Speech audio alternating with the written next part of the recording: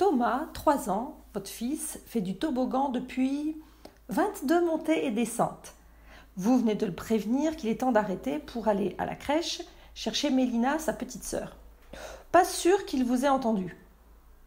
Chloé, 4 ans, votre fille, joue avec ses caplas et vient de vous balancer un « non » somptueux.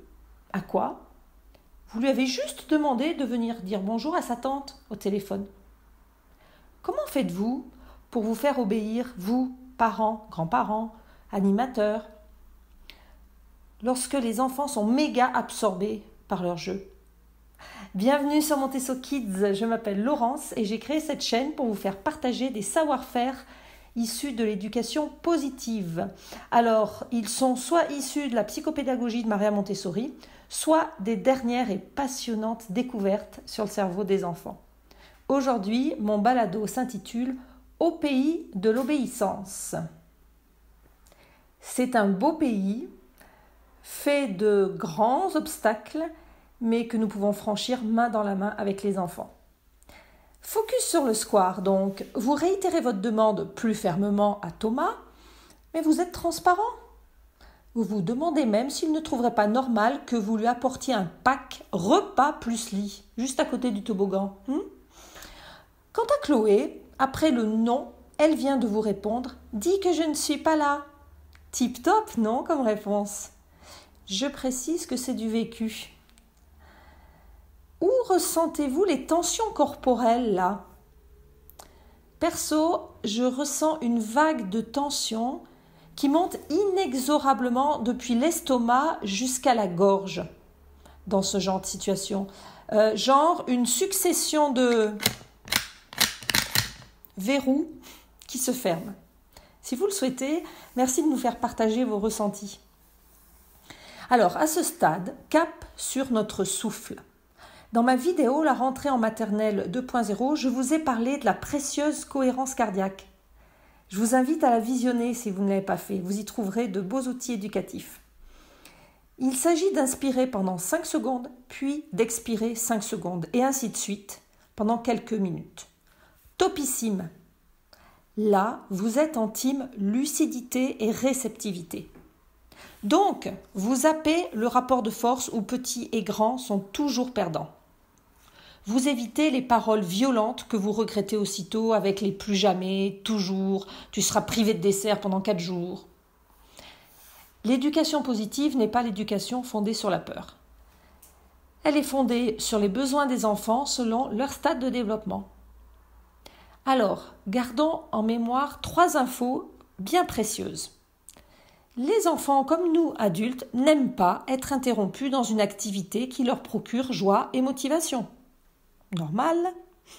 Ce que nous, à hauteur d'adultes, nous appelons jeu, revêt pour eux la plus haute importance. Et là, essentiellement pour les enfants de moins de 6 ans, c'est beaucoup plus difficile pour eux que pour nous d'interrompre leur jeu parce que leur repère temporel, leur capacité à gérer leur frustration et à réguler leurs émotions sont encore très limitées. En conséquence, vous savez très bien que Thomas ne peut pas vous répondre « Oh, je suis trop déçue, mais réflexion faite, j'ai déjà fait 22 descentes et puis je reviendrai jeudi à la même heure. Et mon petit papa chéri, tu as le repas à préparer, j'arrive. » Non, impossible. Et Chloé également ne peut pas arrêter sa magnifique tour en capla et vous dire « J'arrête pour 2 minutes, oui c'est pas grave, je continuerai après, une fois que j'aurai fait un petit coucou et des bisous à ma tata. » Alors, l'éducation positive a 2 beaux outils qui respectent les enfants et leur facilitent l'interruption de leur jeu et la transition vers une autre activité. C'est l'anticipation et l'implication. Est-ce que vous les utilisez? Un peu, souvent ou pas du tout? Alors là, je vous rassure, il n'est jamais trop tard pour faire évoluer votre pratique éducative. Dites-moi en commentaire comment vous gérez ce type de situation, je serais ravie de vous lire. Alors, pour Thomas, avant de partir au square, retrouver son toboggan chéri, vous lui expliquez que vous ferez sonner votre téléphone 2 fois. La première sonnerie pour lui indiquer qu'il lui reste 10 minutes, par exemple, vous ajustez le temps à votre convenance, bien sûr, et la deuxième sonnerie qui signifiera « nous partons ». et vous l'impliquez en lui faisant choisir sa sonnerie préférée. Et lorsque vous partez du square, vous pouvez lui donner une petite responsabilité, comme porter la gourde pour sa petite sœur ou pousser la poussette.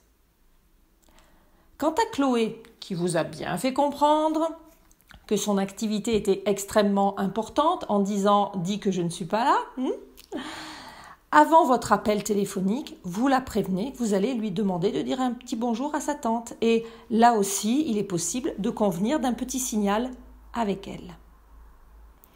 Alors perso, j'utilise beaucoup les sabliers. Il en existe de différentes durées et de différentes tailles. Vous les trouverez sur les sites de matériel Montessori. Alors les enfants les adorent et lorsqu'ils les retournent, c'est eux qui déclenchent le point de départ du compte à rebours. Pour conclure ce balado, j'ai 2 remarques. Ne vous mettez pas la rate au courbouillon si vous avez été en team passage en force. Bienvenue dans le monde imparfait des humains. Si vous avez des regrets, dites-le à votre enfant. Ainsi, vous vous reconnectez à lui et vous lui montrez que c'est important de s'excuser. Si votre petite fille ou votre petit garçon est grognon, très triste ou en colère, malgré son implication et votre anticipation, là encore, connexion. Vous accueillez son émotion. Oui, je sais, je te comprends. Ce n'est pas facile. Et là, vous pouvez aller écouter ou réécouter mon 2e balado « Restons connectés ». Il y est question de l'importance d'accueillir l'émotion de l'enfant. Ce n'est pas parce que l'enfant est contrarié que l'anticipation-implication ne fonctionne pas. Comme nous, selon les jours, les enfants sont plus ou moins fatigués et énervés. Nous avons à notre disposition un bel outil éducatif, efficace à long terme. Avec l'anticipation et l'implication des enfants, nous respectons chaque enfant pour qui il est et pour ce qu'il fait. Voilà les amis, mon partage de ce lundi 13 septembre. J'espère que vous avez apprécié ce balado. Si oui, merci de le liker, de le diffuser autour de vous et de vous abonner à ma chaîne pour être au courant de mon actualité. Je vous remercie beaucoup pour votre écoute et je vous dis à bientôt pour de nouvelles aventures éducatives.